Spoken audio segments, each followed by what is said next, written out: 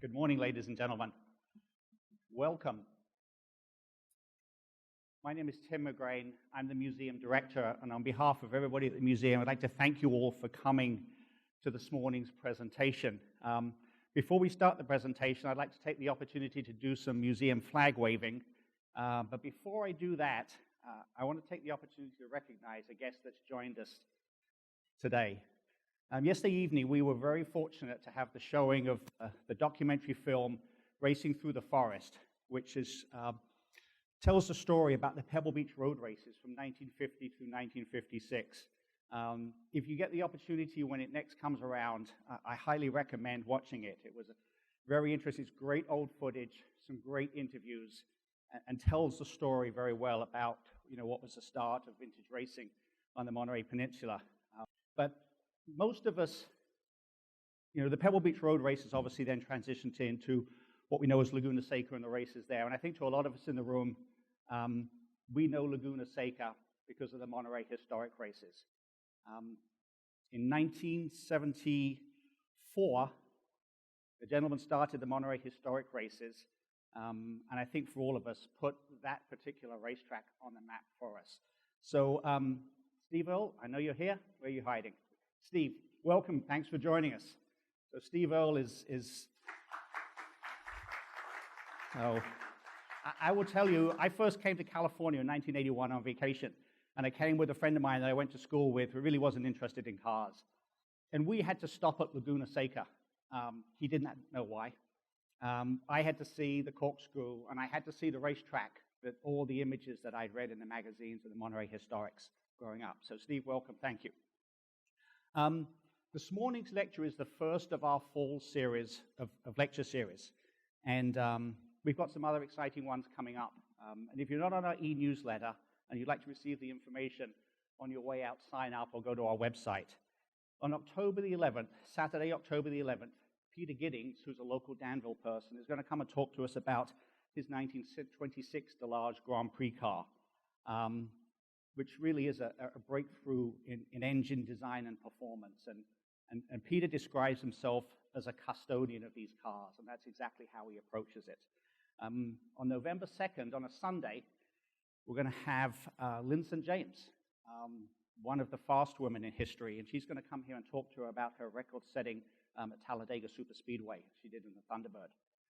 November 15th, a Saturday, we have Rafi Manassi, and Rafi's been to see us a number of times, and he's going to talk about the future highway, the designer's dive into the driverless future. I'm not sure how we all feel about driverless cars. And then in December, we have Robert Devlin, who is going to come and talk to us about the Golden Gate Park road races from 1952 to 1954. And for those of you who don't know, Bob wrote sort of the quintessential history of the Pebble Beach road races and the early years of Pebble Beach in a book called Racing Through the Pines, which you ever have the opportunity to see, I highly recommend. For those of you who may not know, on the first Sunday of every month, we do a car gathering down in the plaza parking lot called Cars and Coffee. And what we try to do is get car enthusiasts from all over just to get together. And it seems to have taken off. The last few months, we've been getting on average about 500 cars of all different types. And it's nothing we've done, that's just the way it seems to work. And we try to keep it really simple. The official times are 8 till 10. But we're car guys.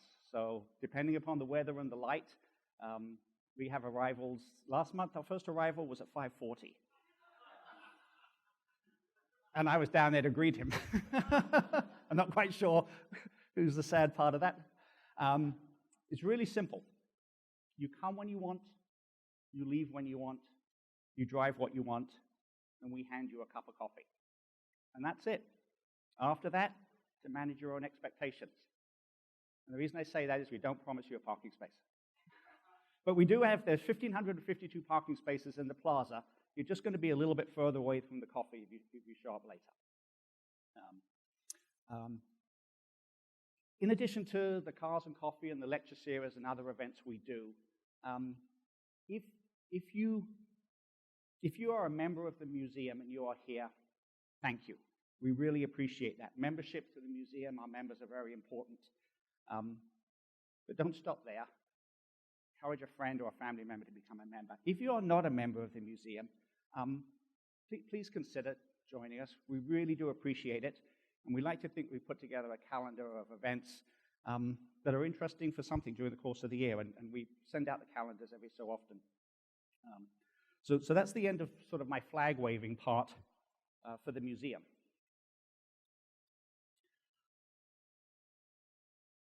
A veteran of automotive magazines, our speaker today is one of the distinctive creative and graphic forces in the magazine business. Larry Crane's resume consists of positions with an all-star cast of motoring journals. At an early age, it was car magazines and books that replaced toys. And it was a single black and white photo of Richie Ginther road testing a Ferrari 250 Buono in the January 1958 issue of Sports Car Illustrated that was his epiphany. Larry remembered, "The shot was the coolest image of driving I have ever seen, and the car took my breath away and changed everything." In high school, his ride was a 1950 Ford two-door with torched springs. In college, it was a 54 Ford Victoria with a 312 T-Bird engine, 51 DeSoto grill teeth. Larry is from Pennsylvania, yet in his youth he was enrolled in Howard Payne University in Brownwood, Texas. However, Larry was bitten by the car bug, and reading about car life in California soon ended up in California, because that's where the Ferraris were. One aspect of Larry's artistry has been the design of automotive posters and publications, including programs for the Riverside Raceway in the 1960s. In 1976 and 77, he was art director for Motor Trend magazine and redesigned the magazine, resulting in its circulation going from 750,000 to 900,000 in 1 year. For 5 years, from 1978, he was founder, editor, and designer of Vintage Racer magazine, the first all-color car magazine in America, and one of the first to include a regular feature on automotive art and artists, which was given an Automotive Journalism Award as the best car magazine in America in 1983. All this activity brought him to the attention of the traditional Bible of the American automotive enthusiasm, Road and Track magazine, where he spent 4 years as associate art director before being recruited as art director for the new Automobile magazine. For 13 years, he was art director at Automobile magazine, working with the Dean of Automotive Journalism, David E. Davis. He designed the magazine, hired freelance photographers, wrote feature stories, and was the editor and designer of Non Sequitur, a 6-page car culture creativity section of photography, paintings, and automobilia. The late David E. Davis, who founded Automobile magazine, said, "Larry's work in Automobile magazine always had a pulse and a temperature you could feel, and the work was always identifiable as Larry's. The energy and automotive passion could have been nobody else's." In 2002, Larry returned for a brief stint as art director of Motor Trend before becoming editor and designer of Auto Aficionado magazine, a luxuriously produced magazine for fine cars, old and new. He is currently editor and designer of the 300-star letter for the Gullwing Group International, and is instructor at the Art Center College of Design in Pasadena, lecturing on the history of automobile design. He is also on the judging panel of the Dean Batchelor Award, an annual celebration of excellence in automotive journalism. This year, the award went to the revered automotive designer, racer, and author Peter Brock, which brought back a long-time association, as in the 1960s, Larry's home, studio, and race shop garage, located on the hill overlooking Turn 9 at Riverside Raceway, was rented from Brock when he moved from Shelby's High Performance Driving School at Riverside to go to Shelby's headquarters to create the Daytona Coupe. As an artist and designer, he has painted 5 of the famed Monterey historic automobile race posters. As driver and passionate enthusiast, Larry has participated in a great many automotive events around the world, including the Mille Miglia in an Oscar and the Colorado Grand in a 4.5-liter blower Bentley. He began in the sport at the wheel of a 1953 Ferrari 160 MM, an auspicious beginning if ever there was one, and has campaigned many cars over the years, including Ferrari 121 LM, Ferrari 250 Testarossa, the car which drove many times over a 20-year span, C-Type Jaguar, Aston Martin DB3S, plus Alphas, Oscars, and Healers, all being returned to their owners intact, which is a testament to both his driving abilities and the owner's respect for him. To mix things up, in 1987, he broke a record for the 350 motorcycle street machine at El Mirage Dry Lake. And in 1996, he competed in the 1955 Bob Estes Indy Roadster and the 1972 Don Edmonds Chevy Sprint car at Winchester Mile in Indiana. Working with premier publications in the field has given Larry an unequaled chance to drive almost every new car in the United States. He participated in a technical briefing with Enzo Ferrari, experience he called an audience with the Pope of Motorsport. In 1978, when lunching at the famed Chanticleer restaurant in New York City, owned by the racing great René Dreyfus and his brother Maurice, he saw a copy of his photo on the wall behind the maitre d' stand. Taken at the 1976 Long Beach Grand Prix during a vintage race that Chris Pook had asked Steve Earle to organize, it captured one of the greatest moments in Larry's photographic life. Titled Heroes, the photo showed Jack Brabham, Sterling Moss, Innes Island, Juan Manuel Fangio, Richie Ginther, Phil Hill, Dan Gurney, Maurice Trintignant, and Carroll Shelby, all spellbound by their hero, René Dreyfus, recounting his racy days with the charisma he was known for. When whispering, "That's my photo," Maurice said, "Oh, Mr. Crane, René would love to meet you. Please sit here, he'll be right out." The following conversation over lunch and a bottle of wine will be a small piece of time Larry will never forget. Robert Cumberford, auto designer, design editor, and longtime colleague of Larry, once commented, "There are many degrees of interest in cars. People who are characterized as automobile enthusiasts, a sideline of their real lives. And there are car guys, people who are really absorbed by the subject, who in one way or another are involved in the making, building, driving, repairing, or selling of cars. So their involvement includes their livelihood as well as their pleasure." And then there's Larry Crane, the car guy's car guy, a man whose every waking moment is taken up with automotive thought. Ladies and gentlemen, put your hands together and welcome Mr. Larry Crane.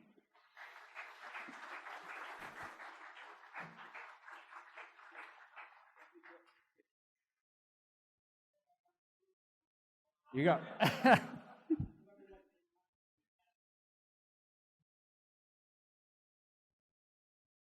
What I teach at Art Center is the history of automotive design. Now, I take that.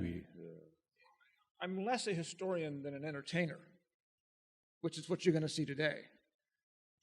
What I decided was that most of you have already seen all the great classics. You've seen work from all the great coach builders that are right here behind you. You've seen, you know what all the post-war cars are and all those great design teams, all those things. What I'm going to do is take you from automotive design beginning in 1761, the first powered vehicle, up to the after World War II. So we're going to look at the science of getting air around a car. And we're going to be chuckling through all of it. One of the things that's important to designing a car is what the surface is it's going to be driven on. In the early days, it was rough, rocky roads. Wheels had to be as solid as the box that they were carrying. As roads got better, wheels got lighter, cars got lighter, speed was involved. One of the first powered vehicle was a steam-powered wagon to carry cannons that were now too big for horses to pull. I don't know how many of you know what a Newcomen steam engine is. In the early days, it was you inject steam into a cylinder, a closed cylinder, fill up with steam, and then add cool water from the bottom. And as the steam cools, it pulls the piston down as it shrinks. It's not a high-speed operation we're talking about here. It was designed, all the early engineering of this sort of thing was done for ships. So a ship didn't have to go very fast, and the Newcomen system worked pretty well.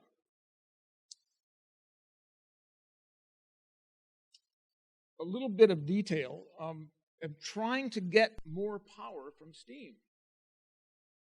Oliver Evans sealed both ends of a rifle. I would check my dates here, 1772. Added a tablespoonful of water and heat and blew up his rifle. Well, wait a minute, this is pretty powerful stuff. And all for centuries, you could see your teapot boiling, lifting the lid off the teapot. So they knew there was power in there somewhere.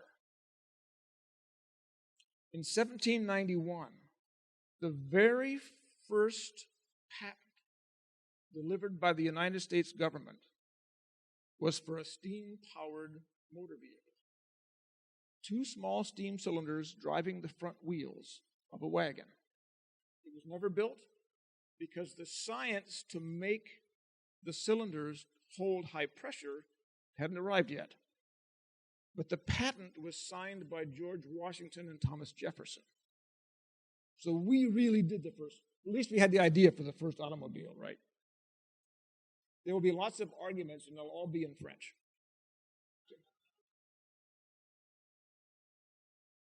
I love this thing. Richard Trevithick, he was trying to get more power and put it to use hauling people around. This was a Newcomen steam device, so it still had, you put in hot steam, you add cold water, the piston comes down, and it makes the thing start moving.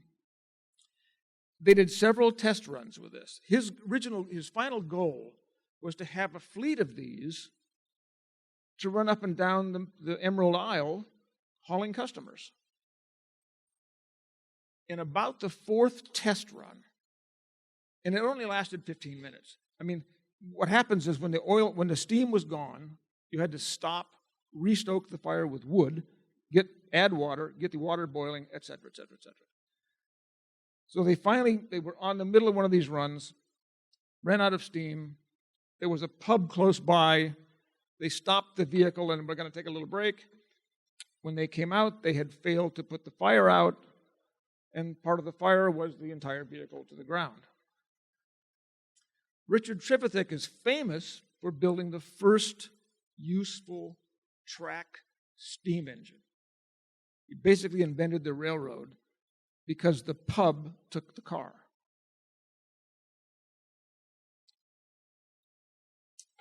Most of us who study history know Sylvester Roper as a motorcycle guy.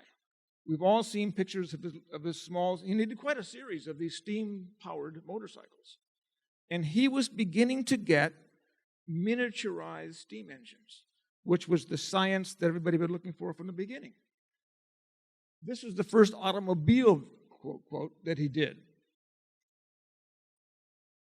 In 1896, he was wearing something, a cloth hat that had not been Snell approved and was killed on his motorcycle. Somebody should have told him. One of the early challenges of these vehicles, of early vehicles, was the engineers, designers, characters who made these things were not courageous in the sense they didn't really know what anybody would want with one of these things. They just liked the idea of making them.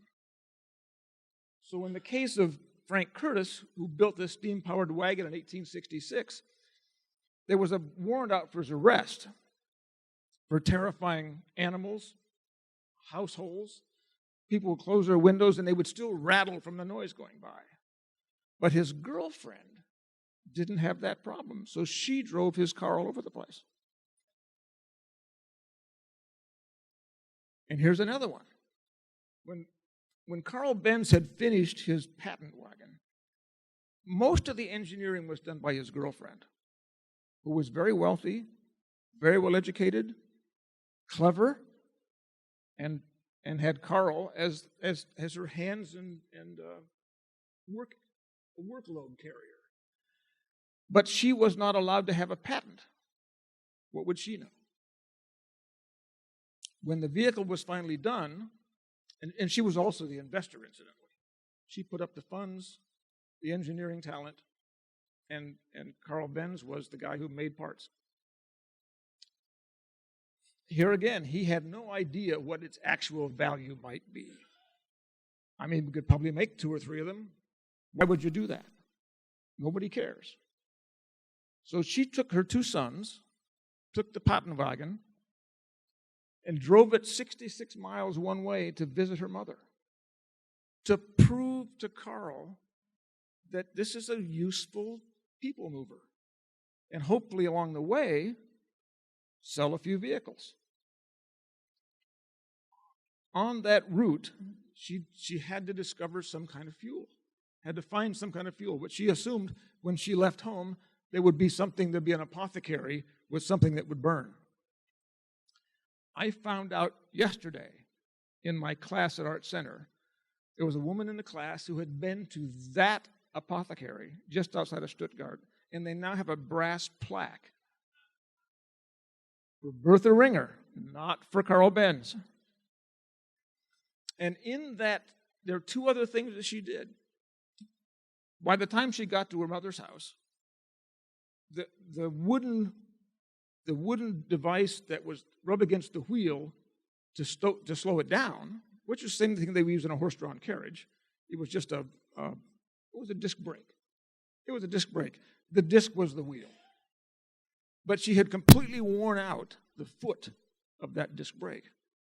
So she went to a blacksmith in her mother's hometown and said, "Make me something out of metal, and let's put a piece of leather on it. We can wear out the leather. We can always throw what is left away and replace the leather." So she also invented brake lining. This is a remarkable woman that nobody knows about. And it was her that she wasn't allowed to have. Power. Now we have internal combustion engines. The science of something that would burn is now figured out.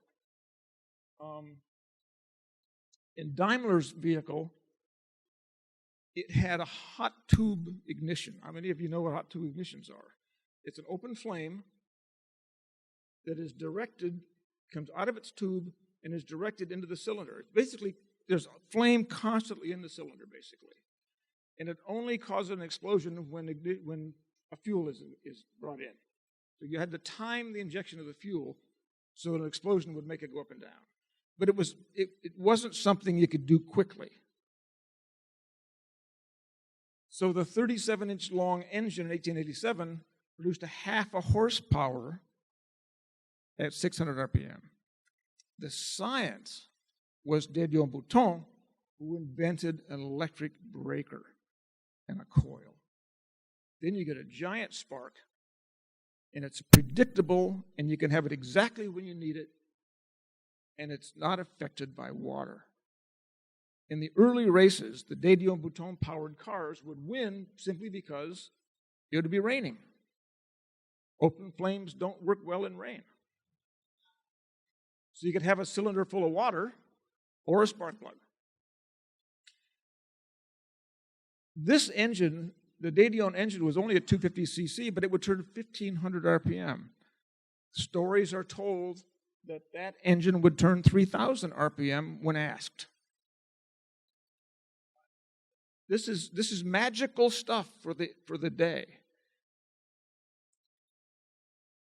One of the things, the fastest thing that they had at the time, they were working on the science of power to weight ratios.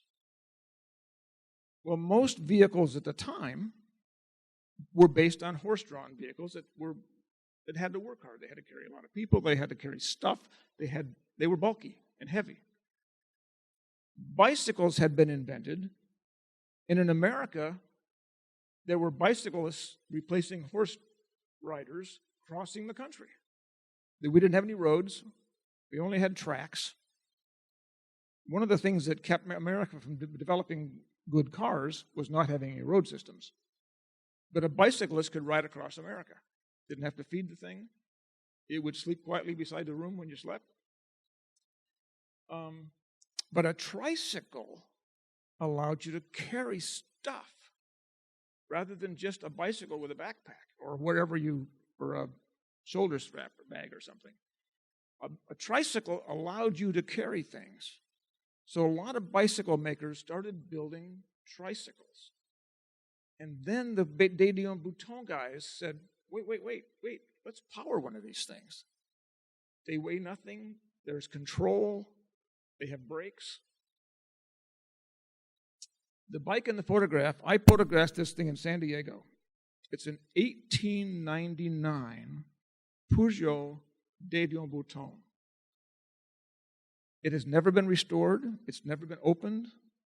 All of the wiring is still wrapped in waxed cotton string. It's never been apart. It starts easily. It runs perfectly. We had it at the Art Center Classic last fall, and he rode it around the field. I mean, the thing is, it's absolutely brilliant, and it's fast. In that story, when Ettore Bugatti began as a machine builder, he worked for Stucchi and Pernetti in Milan. They made, history shows us, one of the research departments made 6 twin-engined tricycles. Bugatti ran about 10 races in his life. The only one he won, he was riding one of these twin-engines tricycles. I don't know if that's the one he rode. What they discovered was, of course, that you add weight. The complexity of keeping these two things operating more or less together was difficult. It wasn't really efficient as it should have been. But it was a wonderful concept. And finding a picture of the actual Stucco Pernetti twin-engine trike was pretty exciting for me. The two key races that started racing as a marketing tool, the Paris-Rouen race was 79 miles. Most of the cars finished.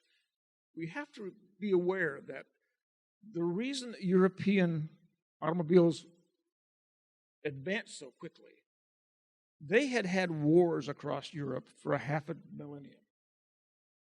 Giant armies had marched back and forth across Europe every 50 years for half a millennium. And in that process, they had packed roads down until you could roll marbles on them.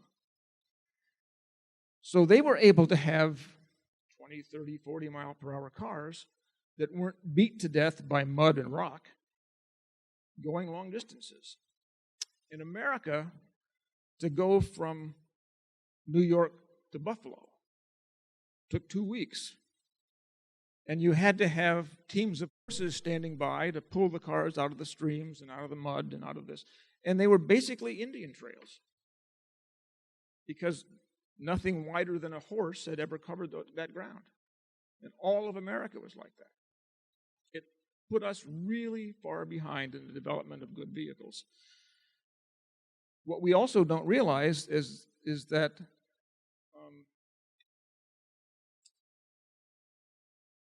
give me the name of the French emperor. Napoleon. Napoleon invented air conditioning. Who knew that? Air conditioning. Napoleon invented air conditioning. He had all these beautiful roads, the Rue Nationale, all over France. He planted a couple of 100,000 trees so his troops always marched in the shade. What could be more logical? It rained, didn't have to water these things, and only in the last 5 years are most of those trees gone, because they hadn't expected Peugeots to be going 180 miles an hour and running into these things. Yes, sir.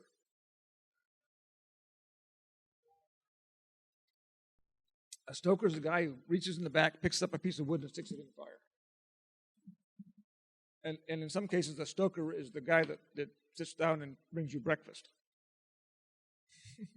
He stokes the fire for your day, don't you see?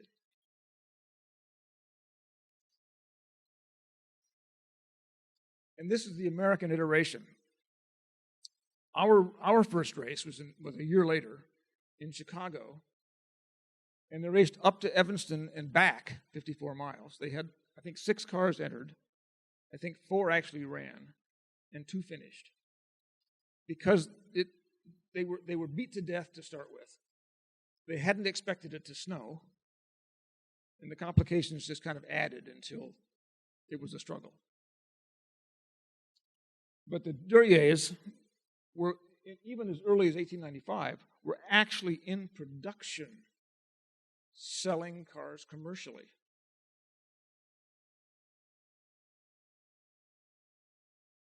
Another one of the curiosities of Carl Benz, he never liked speed.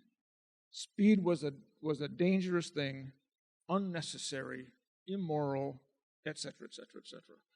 So by the time he had created this 20 horsepower people hauler, his customers were already winning races.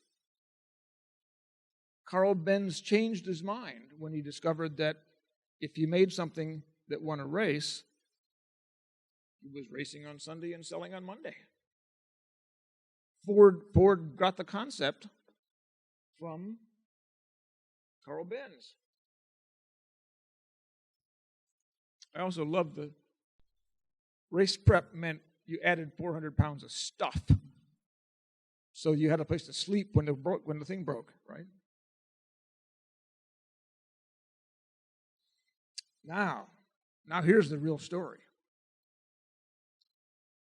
They were going fast enough that they were beginning to think about ways to get the wind around the machinery, right? Now here's something that we had forgotten about. Quantum physics was a serious part of this design exercise.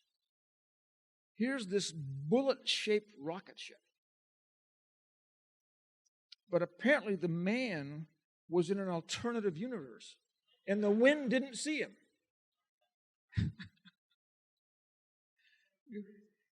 Yeah, well, no, he wasn't. He didn't exist. He was an alternative universe or something. But it is to spend the time and the effort to build that shape and then sit on top of it. Who knew? Some of the story can be told because Camille Janatze was a very wealthy Belgian landowner, had a large estate, a wooded estate, and in his 30s, early 30s, he invited all of his pals to come to his estate and to have a bear hunt. They were having some trouble, sheep were disappearing, and they had a bear problem. So he thought, watch this will be really funny. I'm going to put on a bear suit, and I'm going to scare everybody. I'm going to put on a bear suit and scare these guys. He was shot dead in the first 5 minutes. At 32, there's a lot of things he knew, but logic wasn't part of the game.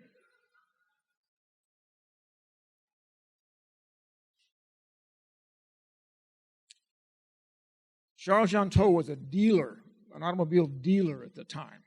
And he thought that rather than make a bullet, he'd do it with a cheese wedge. I mean, who knew? I mean, it has a point on the front, that's all we need to worry about. But he was also in that alternative universe. There he sits, hoping the wind's going to ignore him. Leon Serpollet, here we go again. Serpollet's business was he made airships, so he knew what the shape should look like. He was also so far advanced, he was doing a flat bottom design. So we're just getting there now, right? But he also lived in an alternative universe. Louis Ross was a Stanley dealer and lived in Florida, and he knew that the race at Ormond Beach was being done, and he thought, well, I could do that. We know that the Stanley motor will do things that gas engines can't do. For one thing, they produced torque. And he put himself inside the tube. Here again, he wanted to go fast, and he did it with a flat bottom. Why do we think aerodynamics is a new thing, right?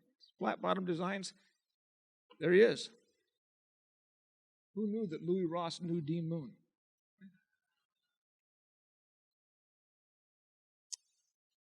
Here's another new science, just beginning to be described right now. Engineers are working day and night to figure out how to bring two pistons together to a combustion chamber in a single cylinder. Now, they're hoping that by 2020, they'll have this worked out. It was working pretty well in 1904. When the was running, the difference was it had in pairs of pistons, two at the bottom running on a crankshaft, and two at the top running on a 35-pound iron bracket. So the revs weren't high, right? But the science was there. You had a very compact engine with 4 giant pistons and only 2 cylinders. It's just that the bracketry weighed more than, the engine that they're trying to build now. Now, torque. I'll show you torque.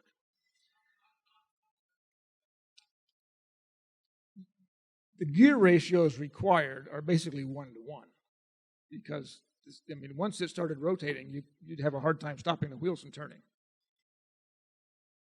The curious thing about this car, it was a 1904 Grand Prix car that was still racing successfully in England on the bank tracks in 1911. It was kinetic, exactly. And if you tried to stop it, you'd have changed the rotation of the Earth, I suppose.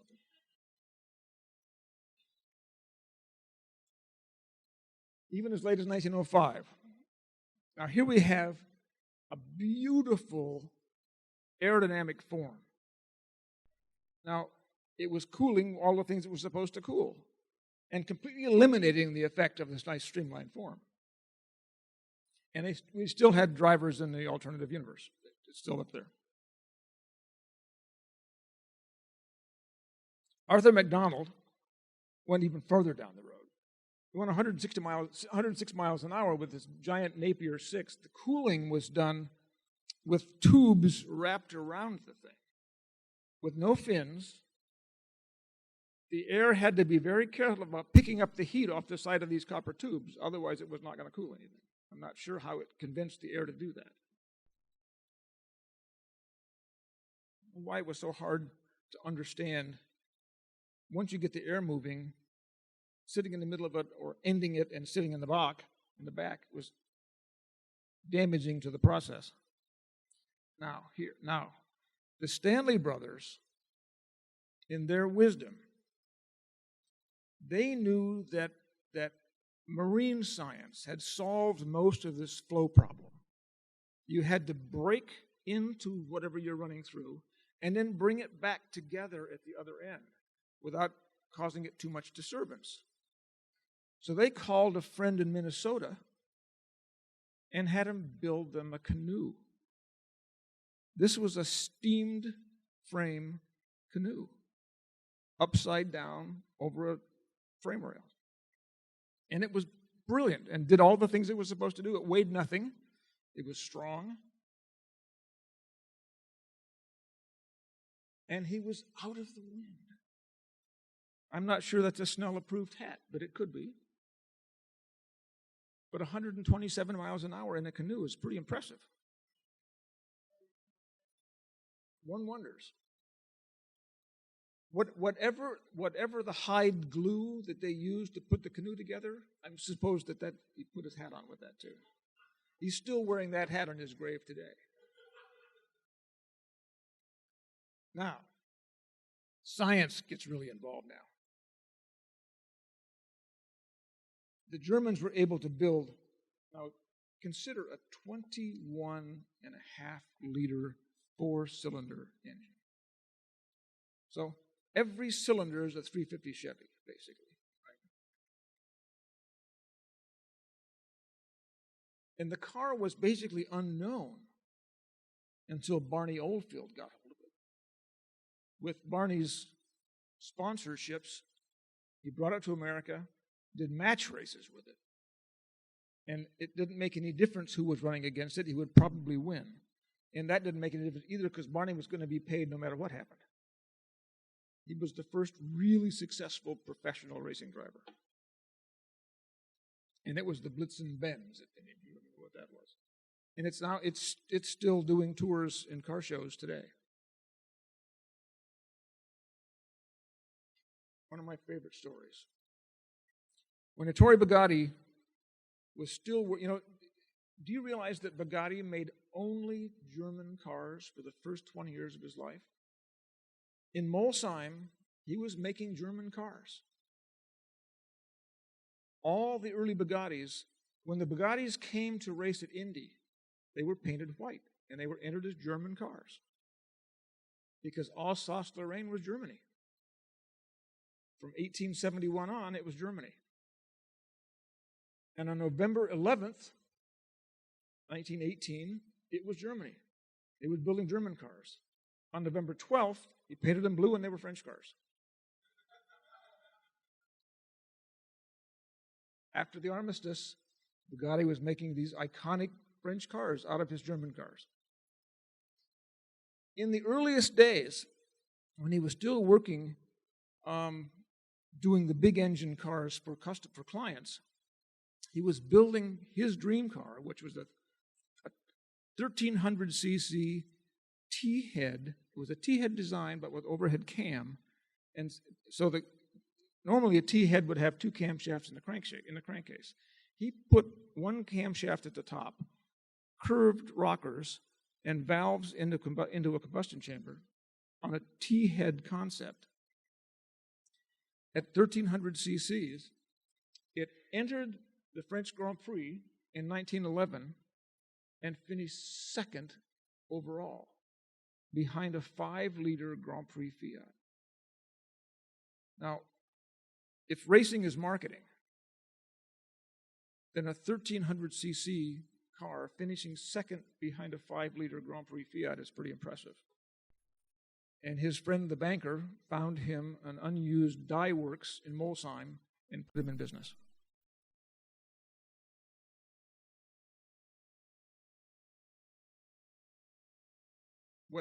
What the history books haven't told us, haven't clarified, was that Isotta Fraschini FE was that car 4 years earlier. And Bugatti always said, I don't make racing cars. I make road cars, and my customers race them if they choose. And I also don't copy anybody's work, except maybe the Isotta Fraschini. This is for my students at Art Center, just to show what engine development looked like. These are very simple drawings. Remember also that all of these early engines, lots of cars had hemispherical chambers. What they didn't have is a head. A monoblock was where the cylinder and the combustion chamber were all in one water-jacketed construction. They didn't have a gasket. As the pressure went up in the combustion chamber, they didn't have gaskets that would hold that pressure. So they simply made it as a one piece, and you enter everything in from the bottom.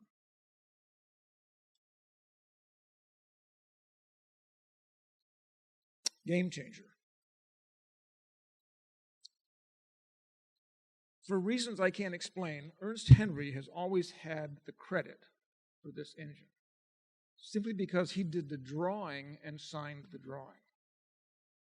The engine was actually designed by Jules Gou, Paolo Zuccarelli, and Georges Boileau. Now, Boileau made fabulous engines later on his own, but they were the engineer. They were called the racing engineers. They were all drivers. They all understood. They all had the concept of the hemispherical chamber with valves. And then why do all this complicated Mickey Mouse stuff to get the single camshaft to push the valves down? Let's just put a cam on both sides. Voila.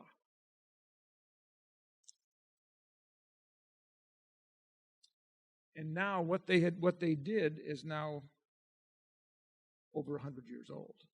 And everybody is doing that. Another great innovator.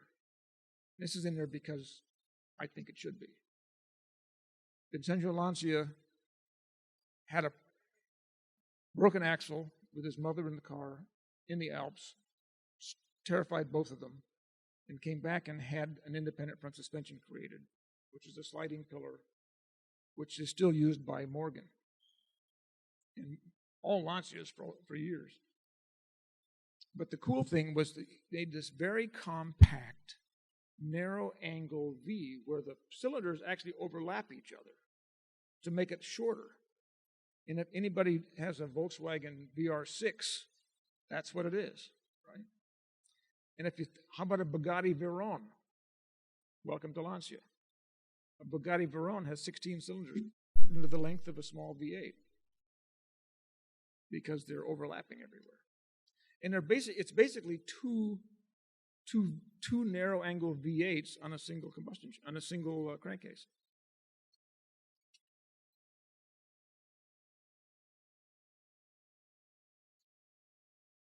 We're getting closer. Edward Rumpler did this elegant sedan. Now, sedans still had to be what the Brits would call a proper stand-up and walk-in and sit-down motor car.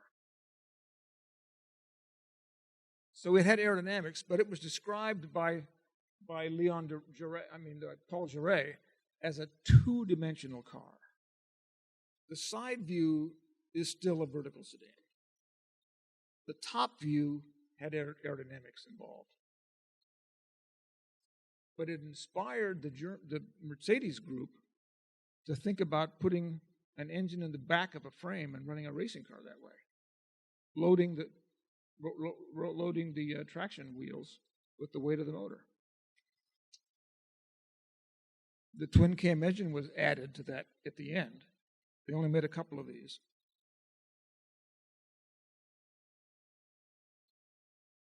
And you can read the names involved. Hans Nibel was the chief engineer at the time. Max Wagner had done all the chassis for the SSs, SSKs, all those things. He was the chassis wizard, and was apparently a major fan of Swiss cheese. And structural integrity fell off the table after lightweight was important. Now, Paul Jarret, here again, he tried to get the three-dimensional form in his first aerodynamic shapes. It still is a proper stand-up and walk-in and sit-down motor car. It just has round corners everywhere. And that's Madame Jarret for scale.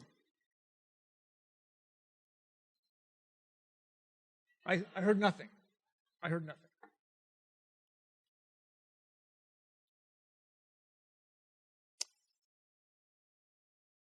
Baron Reinhard von Koenig-Foxfield was an aerodynamic theoretician.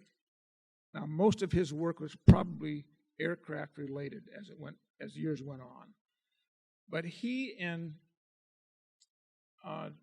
Gunebold Kamm worked on the idea of if you lengthen, they knew that a rounded nose and a long tail was the best way, and a lot of these sciences started, if you put a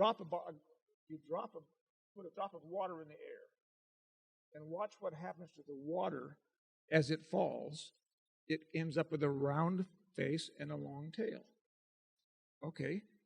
Well, what they thought is, let's try shortening. They got too long.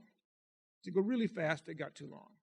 So they started cutting sections of the tail off and worked their way forward till there was an optimum point where the turbulence that came off of the body created a tail that the wind could blow around. The turbulence was compacted by the force of the wind coming by, and they created this artificial tail, the Kamm effect. And that's before Richie Ginther told him how to make it actually work.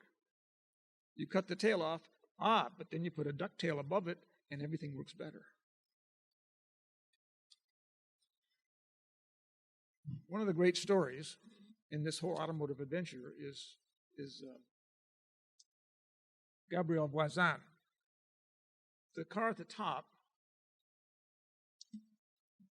won the touring car Grand Prix in Europe. And they came in first, second, third, and fifth in that event. Now, he was an aircraft designer. He had designed 10,000 aircraft for World War I. Forgive me if I keep wandering around. So the car he made was very narrow. It had offset seating for the driver and co-driver. And it was, I don't know why he didn't know sooner, but apparently they had missed the rule that said it had to be X number of centimeters wide. And his car was too narrow. So he added bubbles to the side to reach the maximum dimension without altering the fact that the windscreen is still a foot narrower.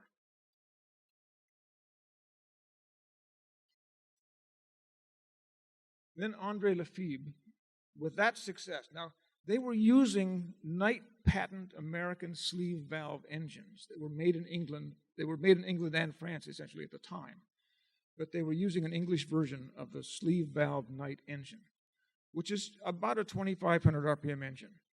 You think of two separate steel sleeves and a piston in the middle, and all three of them operating at different sequences until, slots in the sleeves line up and make fuel come in, go out.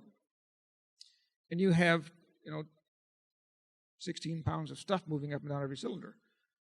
What Lefebvre did, he started making very thin, very hard steel sleeves, put them in a much smaller space, lightweight pistons, and he got 4,500 RPM out of a Knight sleeve valve engine, essentially. And they became real racing cars. The difference, of course, when you have a Knight sleeve valve engine, the fuel consumption and the oil consumption is virtually the same.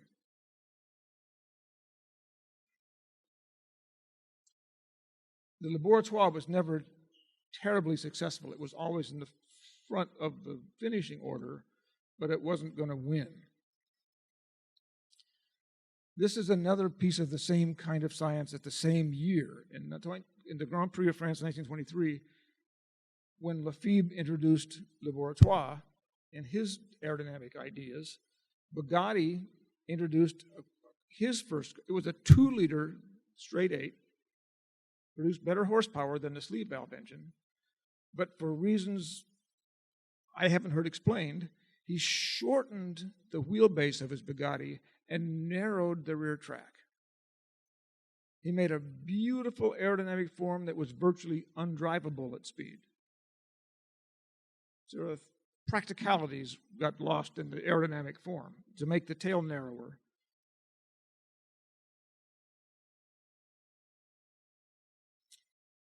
God. This is God as we know him. Harry Miller. Now, Harry Miller was a clever dude. Nothing would have happened at the Harry Miller shop without Leo Goosen. Leo Goosen was the genius. Harry Miller was the clever dude. But the most famous of the Millers is the one in the cutaway, which is a 91 cc, 1500 cc, 91 cubic inch engine.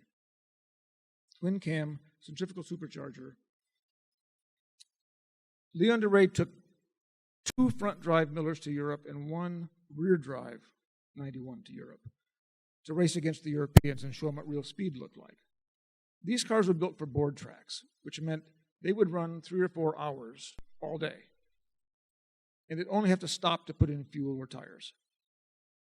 But they were designed to run fast constantly. When they raced at the track in Paris, the name is gone as I stand here, and they raced at Monza. See again? Montleray.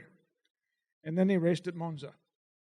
What happens is the front drive constant velocity joints weren't up to the constant pounding of gear changes up and down. And both front drive 91s failed. But they were so fast while they were running. And they set 2 speed records, a 135 speed record and a 139 speed record. Now, nothing else in Europe with 1,500 cc's would come anywhere near those kind of speeds. Jean Bugatti convinced his father that we should have those things to see how he did that. So they exchanged a set of Type 43 Bugattis. Somebody will correct me. I think there were 3 Type 43s and maybe one other car in exchange for these 2 Millers. And at the same time, they set up Leon Duray as the Los Angeles Bugatti dealer. They took one of these cars apart. They put the engine on the factory dyno at Bugatti. And it's 1,500 cc's. In 1929, it produced 200 horsepower at 8,000 RPM. Now, on a board track, let's say you have a 500-mile race on a board track, and you're running 100 miles an hour. 5 hours at 8,000 RPM. And they didn't fail. Bugatti said, the old man said, there's wonderful stuff happening here. They had no torque. They couldn't exit a corner with these cars. That's not what they were made for. So Bugatti said, Jean Bugatti convinced his father to make the double overhead cam version, which adds horsepower, but we'll do it our way with our supercharger and our bottom ends.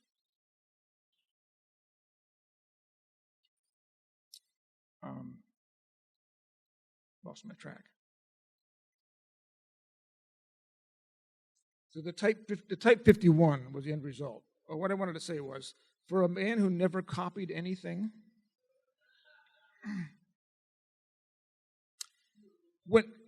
absolutely, if Griff Borgeson, who has been inside both of he owned those 2 cars, those 2 Millers. He bought them at the factory right there. That's the way Griff Borgeson found them. Brought them back to the States, started going through them. When I do my docent tours at the Mullen Museum, I carry a drawing of the Miller engine and the Bugatti Type 51 engine. Griff said that everything, from the cam carriers to the valves, to all of the valve mechanisms, down to the little bucket that you put the spark plug into the water jacket, are all transferable back and forth from a Miller to a Bugatti.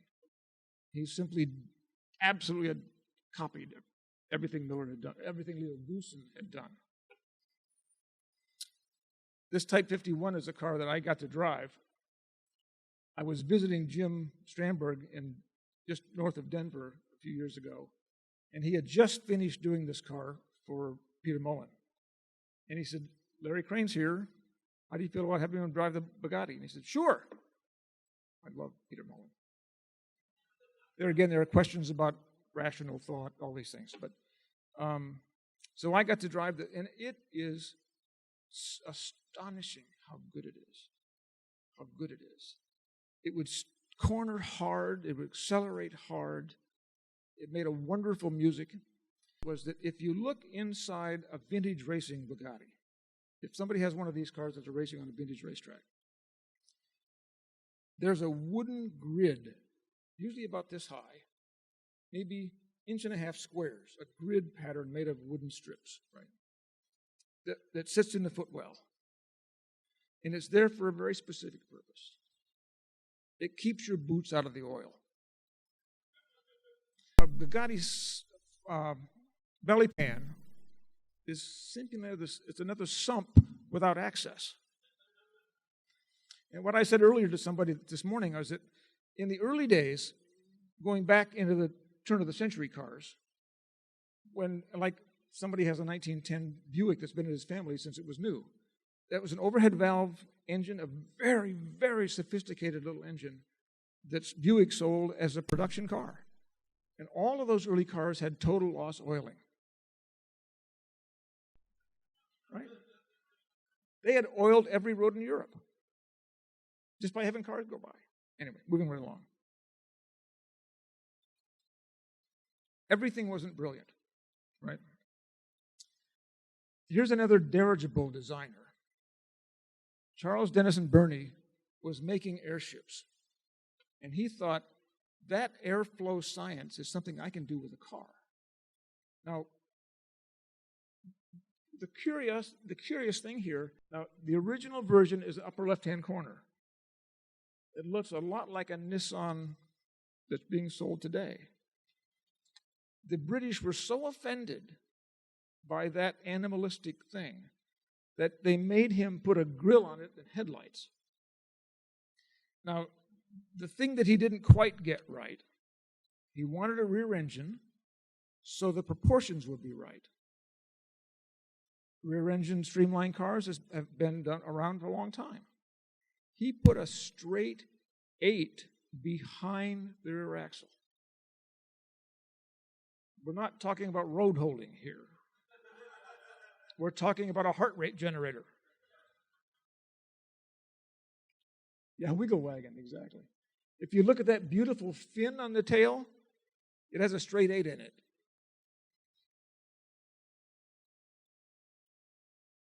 Buckminster Fuller, our genius. Fabulous things that he did. All kinds of structural engineering things he accomplished. This was his version of a car. Now, it had a Ford V8 in it.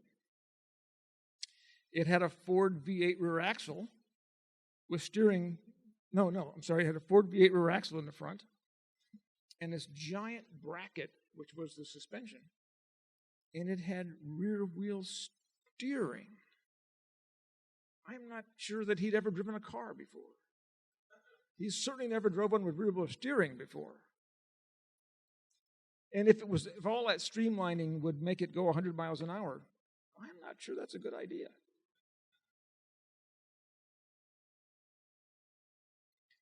The car that was in the pictures is a recreation that Norman Foster, a British architect, did for his exhibit called Buckminster Fuller and Spaceship Earth. I'm thinking spacey is a good term here somehow. This one is excellent. I think this thing is Karl Schlor, whom I'd never heard of until I discovered this. It's tiny. It's got to be invisible to the wind. It's a fabulous idea. And I've never seen it in a car show. I don't know if it still exists. Your goal for the next couple of months is to find this car. But don't tell anybody when you do. Here's a wonderful, this is Hans Lidbenka was a brilliant designer. He moved to Czechoslovakia to work for Tatra. They were courageous, they had funding, they wanted a people's car. So Hans Lidbenka did the car at the top in 1933.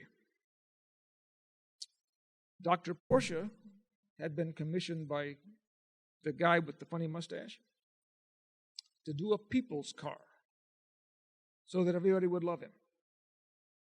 So the two of them, with an entourage, went to visit Hans Lidbenka in Czechoslovakia to look at the prototype car he had built.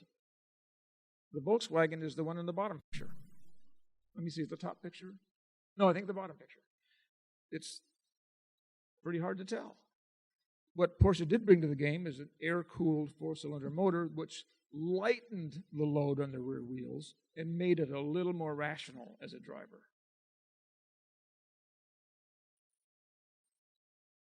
Another name that nobody seems to know is Amos Northrop, who designed the Willys series of cars. And when the Collier brothers put a little dirt road racing circuit on the family property, and all of their pals from Westchester County bought all these exotic European cars, even Grand Prix cars, to race on their little circuit. They were being beaten by Willys 77s, first as complete cars and then as aerodynamic forms on the chassis of these Willys 77 cars. Amos Northrop's, the larger photograph, the 38 Sharknose, this has become kind of a hot rodders icon. Hot rodders are restoring these cars to perfection and implementing modern drive lines under them. I mean, there's not a customizer around that could do anything better than what that looks like. I think this is a stunning idea. And we're going to say it's aerodynamic. It's at least streamlined.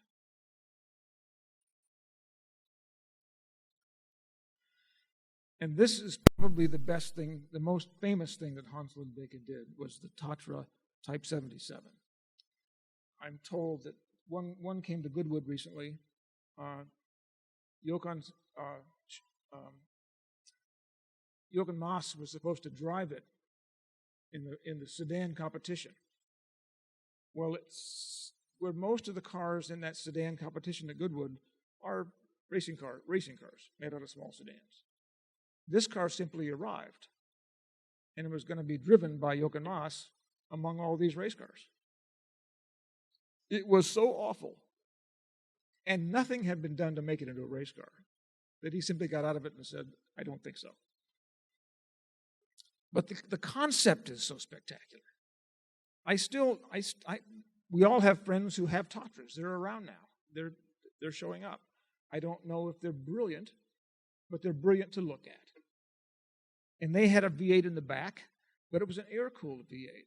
So Lindbeke tried to keep the weight under control while he had this fabulous wind-surprising, wind-hidden form.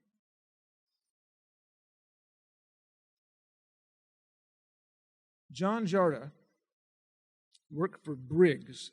They were a body manufacturer in Detroit that made bodies for virtually all the car companies. There were at least some of all the car companies in Detroit. They made some of the bodies for most of the car companies. His idea was this rear-engined four-door sedan in the upper corner. He called it the Sturkenberg, which was his hometown. It was at a European character. Edsel Ford, who was Ford's unofficial design chief, he was at least the taste guru. He knew what looked great and how to get there. He could lead his design team to do brilliant things. Well, he liked the concept of this Sturkenberg. It was shown at what did I say? The Century of Progress in 1934. We'll make a Lincoln out of that, but we need to have an engine in the front. So they took, I think, the first version was a V8 60 made into a 12-cylinder. Later they made a V8, the 85-horse V8, into a larger 12-cylinder. But it was a smooth, elegant car. And it was aerodynamics in its most rational form as far as a sedan was concerned. The counterpoint, Carl Breer thought, well, if Lincoln did do that, we can do that.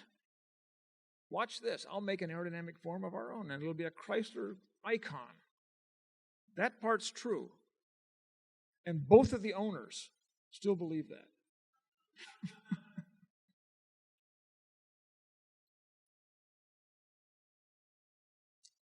And Gordon Berrig in this fabulous thing. It is certainly essence of aerodynamics. Is it aerodynamic?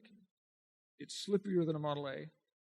I mean, to have this done in 1936, think of this arriving in a parking lot, in a 1936 parking lot. It's like a spacecraft has come in, but a spacecraft done by a design god.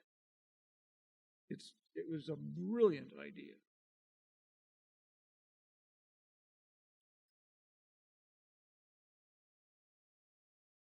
All aerodynamics is not a brilliant idea. This car was the largest unit body car done up to that point. It worked well in every way. It had French written all over it.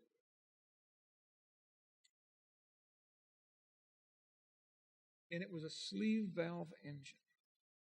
In the late 30s, even into the 50s, they were still using a sleeve valve engine. They had gone so far as to make really thin wall stainless sleeves to do the job, keep the weight down, They'd controlled the oil consumption. They had done a pretty remarkable job of making that engine. The purpose of a sleeve valve engine is to lower the noise level. Things weren't banging into each other. The only valves were these two sleeves passing with aligning slots. So they were quiet. And for a luxury car, that was the point. Quiet didn't qualify here. Now, Jean Bugatti created the Aerolith as a lightweight aerodynamic touring car, never meant to be a racing car, but it was a touring car. And Electron is about 94% magnesium with about a 6% aluminum alloy that allows it to be worked better and maybe live longer. It was shown in the 1934 Paris Salon. It says 35. I think it was 34. Who wrote that? It was seen on the stand by Nathaniel Meyer, probably Meyer, Nathaniel Meyer, Victor III Baron Rothschild, who commissioned Jean Bugatti to make him one out of aluminum. This is actually his car. This is the first, quote, quote, production car, having made 4. And it was Victor Rothschild's college car. He was a student at Cambridge when he commissioned this car. It's good to be a Rothschild. I'm guessing he didn't drive around alone very much. I'm just guessing. But it is one of the great iconic forms ever. It was fast. It was noisy and hot. But he wanted all of that the electron couldn't be welded. The magnesium, of course, a welding torch would give you a giant white flash and no car. So the purpose was to make it out of aluminum so he could live with it, but all those cool fins and all those rivets in it. Ralph Lauren owns the last one made. Now, this one belongs to Peter Mullen now, or it belongs in the museum of Peter Mullen. There's some kind of consortium that owns it. You walk up to this car and you look at those fins and the way the rivets are put in. Somebody with a handheld drilling device of some sort went, and they're kind of close to alignment everywhere. Ralph Lauren, I am told, had all the holes filled, and all those rivets are lined up to perfection. What he made was a really good Ralph Lauren suit in the shape of Bugatti.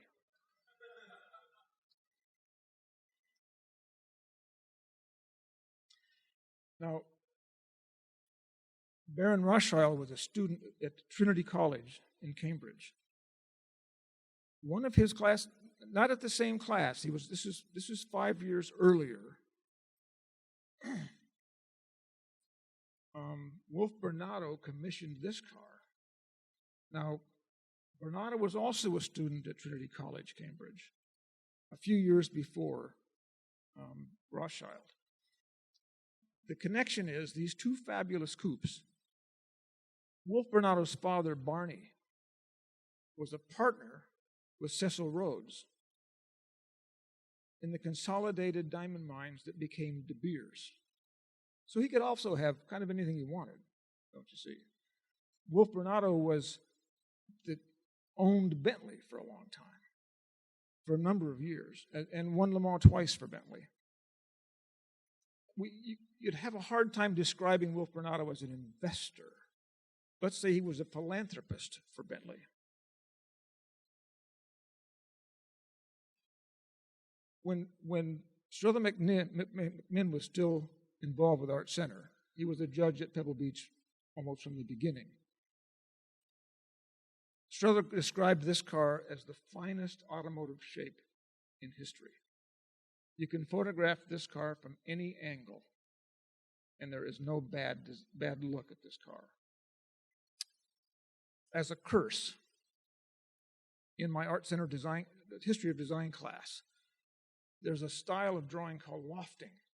It was created by marine scientists or marine engineers of how to do something other than this plan view or the side view drawings that car designers do. In the ship drawing, you would do sections of the hull and turn it sideways so you could know what that shape would look like. And then you connect those with another set of lines going the other direction. Where the lines converged, that was called a key point. So you could make a three-dimensional, you could visualize a three-dimensional ship with flat drawings. So I asked my students to do a lofting set of drawings that. Some of them are really, really good. I think the kids who sit in these classes at Art Center bring tears to your eyes. How did you guys get here so soon? I mean, you're 20 years old. How can you do this stuff? I went to Mac Min's house once years ago. He was already ill, and I was doing a story on the history of the LA car culture. Mac was involved in all of it. And he said, Larry, you got to show you some stuff. And he started pulling these drawings. He has a little tiny two-bedroom house, and he had drawings stashed in the closets, under the bed, behind the bed, behind the tables, there were drawings everywhere. And they were the single drawings that he pulled out of portfolios from the 50s, all the way up until the modern era. And these drawings were spectacular by kids who hadn't yet gone to Art Center. So those are the kids that sit in my class. And I'm dazzled to be at the wrong end of that classroom. This is Turing's version of aerodynamics. Anderloni had a sense of style. Design was certainly a key element, but style worked its way through everything he did.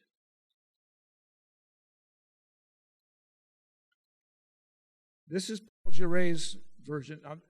It's odd that the window frames are very Turing-like. To put the second window in the side of the roof, it's very Turing-like. The rest of it is pure aerodynamic science. But there again, you build this really beautifully formed shape that the wind will blow around. And then you put the louvers in backwards at the front. I'm guessing that when the louvers were properly loaded, the front end was about 3 inches off the ground.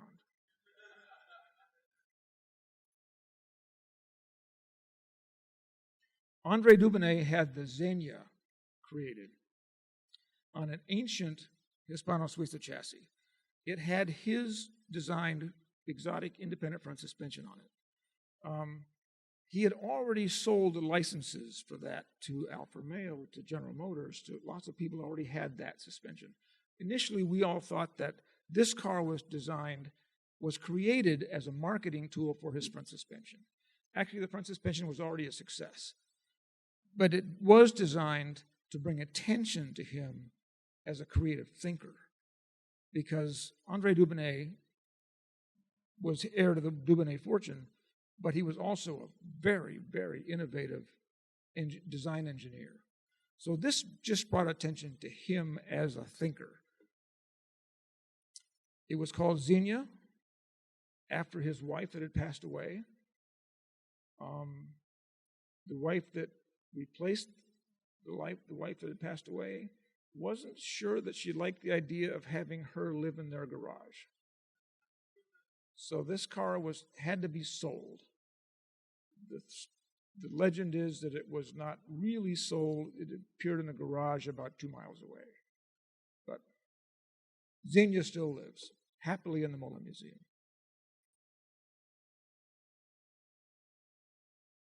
I heard somebody say something. Say it out loud. Okay, never mind. Rust Hines, another one of those well-born young men, wanted to do an aerodynamic, a streamlined car for production, to sell it as a coupe sports car version to his pals. Only one was ever made. The Phantom Corsair still is shown in car shows today. It still stops traffic wherever it's seen. It is just one of the great shapes. Most of what you've seen in this presentation are kind of iconic forms that still live today. The cars exist because they were too important to let get away. This is another touring-bodied car. BMW made 3 coupes to run at Le Mans. They ran a couple of races first and then got to Le Mans and then did the Mille Miglia. This car did the Mille. It won the Mille Miglia, or what they called the Grand Prix de Brescia in 1940. The war was already going on.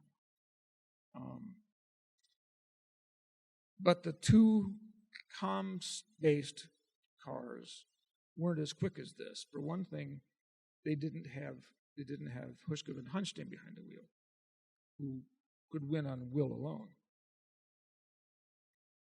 But that's one of my favorite cars. I got to drive onto the Pebble Beach field in this car when it was restored. One of the great events that never happened was a race from Berlin to Rome. It was scheduled for 1939. Apparently, the sporting group of the Nazis never spoke to the Wehrmacht group of the Nazis, and their timing wasn't good. They thought taking Poland was more important than driving to Rome. So this fabulous 540K Mercedes that I'd never seen a picture of until I found this one was done for the Berlin-Rome race. It fell out of history because the race never happened. The car isn't gloriously beautiful. This one, however, is. This is the Volkswagen Type 64 60K10. It was the Berlin-Rome Volkswagen.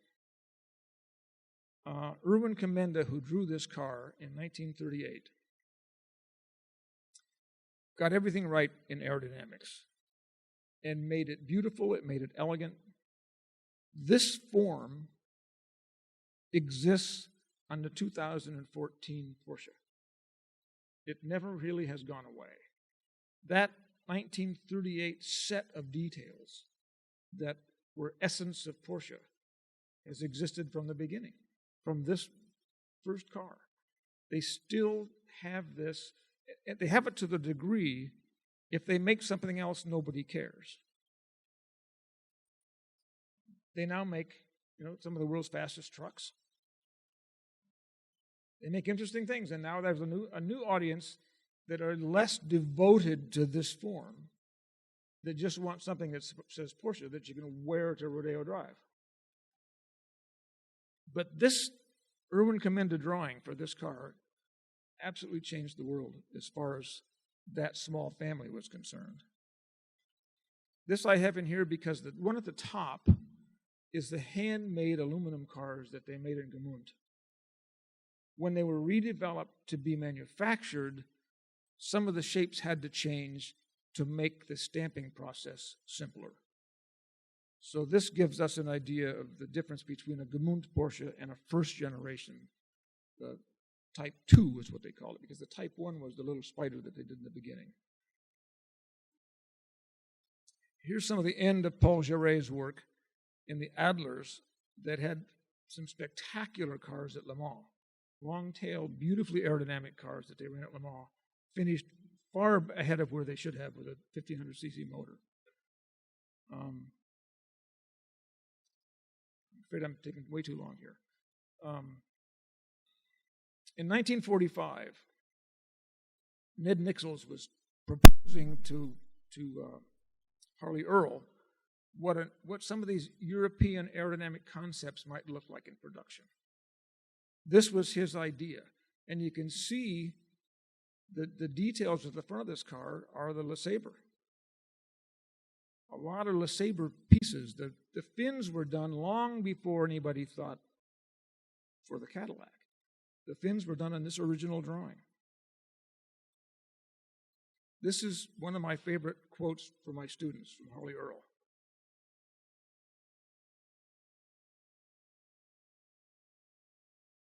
Don't run ahead of your customers. Don't fall behind your customers.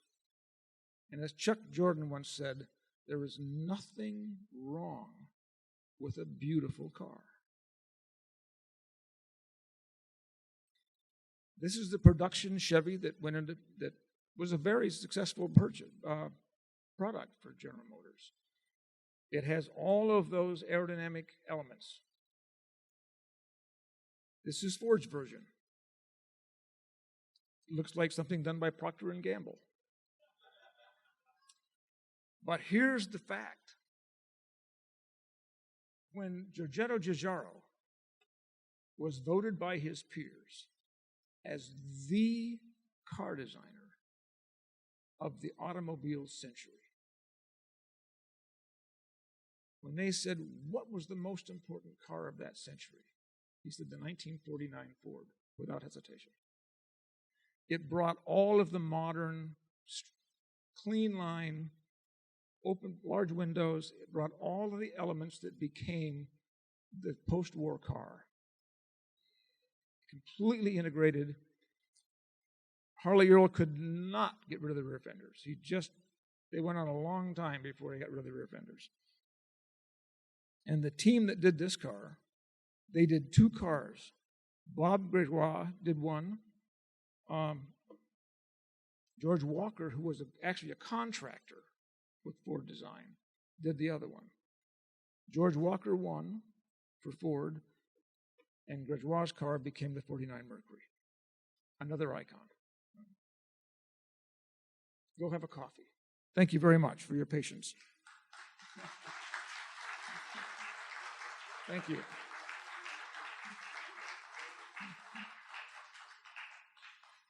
I hope you had fun. I did. Larry, thank you very much. What we like to do at this stage in the presentation is ask our presenters 6 questions to do with their automotive likes, and then after that we'll do a sort of a short Q&A. So, Larry, we've got this imaginary transporter, and you can go around the world and you can go back in time. You have the opportunity to choose 5 of your most favorite cars of all time. Which 5 would you choose? Fortunately, I've already owned 3 of them. And I'm not an exotic car person per se.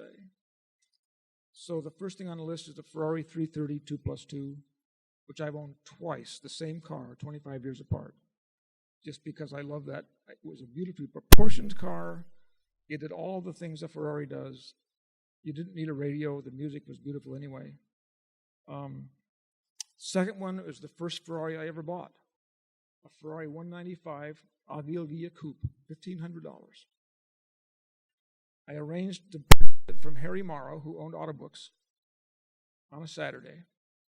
I got drafted the following Wednesday, and I had to make the phone call to Harry. Couldn't do it. But it's Agile Gia. The chassis is a 195 chassis, and its serial number is 0195. So the minute I win the lottery, the phone will ring. The other one is an Aston Martin DB2, which I owned for 7 years. I loved it. I bought it out of a barn for next to nothing. Thought it would be a lifelong project. The guy drove it on my trailer, and I drove it for 7 years while I restored it. No, let me rephrase it. While I refurbed it, it never got restored. And I drove it a lot. A Lancia B20, which I had for 5 years. I raced it for 5 years. I have a record lap of the Mille Miglia in my Lancia B20. I took the 1957 route and spent 3 weeks, the longest lap ever of a Mille Miglia. I recommend doing that drive yourself. And the last is an Aston Martin 1500. This would be my Roadster, a 1500 International. Any sports car that has the top of the tire above the cowl is a good thing. Right? Now, your transporter is heading across the Midwest, and it fails to proceed. And you have to go in the back and choose one of those to continue your journey, and you don't get to go back for any of the others. So which one of those 5 would you choose? It just wouldn't take any time. I would have my Ferrari 330 2+2 back in a heartbeat. I'd own it for the 3rd time. This time I wouldn't sell it to buy another house. So, next question. What car would you like to drive coast to coast, whether leisurely, along Route 66, or Cannonball Run style? One car for both versions. All black Jeep Cherokee SRT 8. A stealth Jeep that goes 150 miles an hour. It has to be a good thing, right? If you could, which automotive personality from history would you like to meet, whether over lunch or to go for a drive with? I'm going to vote for over lunch. I'd rather be driving myself. L. Scott Bailey, who created Automobile Quarterly in 1962. I spent an entire day in Venice with L. Scott Bailey years ago. He knew more about everything there is to know than anybody I've ever met, and was effortless at conversation. That's a lunch I would like to repeat every day. Which automotive venue or event would you wish to visit or attend? It can only be the Goodwood Revival. I haven't got to go there yet, and I would have to drive that Aston 1500 International. I can't disagree with you on that one. What is your most cherished automotive artifact, and why? I have a lot of books, and there's stuff around all these books. But Henry Rasmussen did a book called Ferraris for the Road. I wrote all the introduction, I wrote all the individual histories of each of the cars in the book, and I wrote a timeline for all the Ferraris in the book. And I took it to Italy and had Ferrari sign it for me. I wouldn't part with that for anything I can think of. Okay. Now we've got some time for a few Q&As. Your choice. So we're here till dinner, right? I'm going to. So we've got a microphone, but I'm the person with the microphone. So we've got one hand in the back there already. I suspect that this question is going to be one of your most difficult. What about Savanuzzi and Cisitalia? Any comment there? Savanuzzi is one of those unknown. I know. He did all sorts of wonderful things, that, including the Cisitalia 202 that Pininfarina's had credit for forever. And Savanuzzi did it. And he made the iconic post-war shape. Did I win? Excellent. Yes, sir. Ed, behind him. You talked about the Type 51 Bugatti, but you didn't talk about the Type 35, which was absolutely wonderful. Can you say a few words about the Type 35 and how it was so successful in the race course? One of the reasons that the Type 35 is a straight 8, 2.3 liters, supercharged, maybe 120 horsepower or so. Fabulous aluminum crankcase, a pair of iron blocks with 4 cylinders in each block. So if you blew a piston or if you blew something, if something broke, you just replace one block and everything else is still working. Single overhead cam, classic Bugatti form. I used to think that pure rectangle that was Bugatti's kind of classic engine form was an art piece. It was explained to me only recently by a family member that was the cheapest way he could make a motor. What's not logical about that? As far as, that set of the Type 37, Type 35, Type 51, that set of cars in that body won 10,000 motor races. Now, here's the reason. Bugatti didn't really have a racing team. He had customers with money. Those cars were sold and resold and resold through dozens of owners, all of whom raced those cars for 10 years. So that those 10,000 races were done by customers that just kept repeatedly driving those cars, and nothing else was as quick as they were. I mean, the Type 51 that I drove is a modern car. I am told that an 8C Alpha will make it pale by comparison. I'm waiting for that drive. Type 51 was pretty spectacular. The brakes are you couldn't imagine how good these brakes are. The brake, you know how mechanical brakes work? There's a pivot at one side, and the two shoes come off this pivot, right?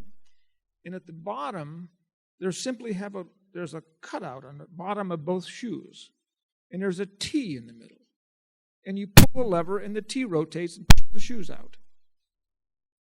It doesn't fail. It always works. When things begin to wear out, you take the tire off, and you get a new brake drum. Magical things that were effortless to use, unless you were the mechanic trying to set it up.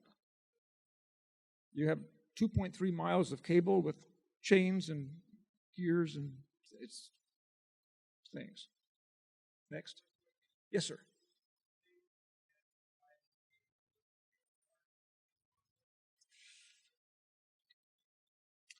I have 3 books on my computer that have yet to be published. And they're just collections of stories I've written. And I have this psychosis about, self-aggrandizement stuff. I mean, I do this because I just love doing this stuff. And I've had lots of people say, can you compile some of these things into a book we can just sit down and read? And I haven't done that. The compilations have been made in different kinds of sets, but I haven't done it yet. It used to be you could Google my name and say Larry Crane Cars, and I'd be in the first 12 pages of Google. It's because I was publishing a lot of stuff online and things that you could track, but most of those stories are not there. What you need is a complete set of Automobile magazine, and you'll be done. Any other questions? Talking about your 330. Yes. I owned a 250 GTE. So did I. Yeah, beautiful car. Beautiful car. And I rewired the overdrive switch on it, so I had 8 speeds forward. And you could play tunes with that exhaust system. It was just gorgeous music. That's a wonderful concept. Send me the charts for that tune, okay? I'd like to know that. Yes. Could you explain some reasoning why a noted designer would select the 49 Ford as the most important work of automotive century? Because it stepped away for the first time. It stepped away from the pre-war forms. And it made an integrated body shape. Look at the Golf. Look at the Volkswagen Golf. It's a 49 Ford with 2 doors and the tail cut off. I mean, Giugiaro liked pure form. And all of his, what I always wrote as the world's fastest doorstops, were essentially very, very simple forms. But I think it's because of its purity. I'm just some innocent teacher. What do I know? It was an exactly, with proportions to go with that.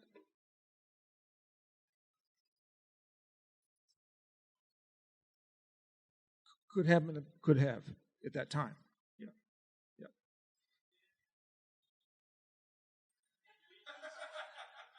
I had one that was my high school car. And I very cleverly spent $10 and had somebody weld 3 springs together in the front and put an angle in the rear so that the rear leaf spring did this and then this. So it was, as a friend of mine described, like being drugged along the road in a box. But it looked really cool. All of that, yes. Larry, thank you very much. Everybody put your hands together. Thank you. Thank you.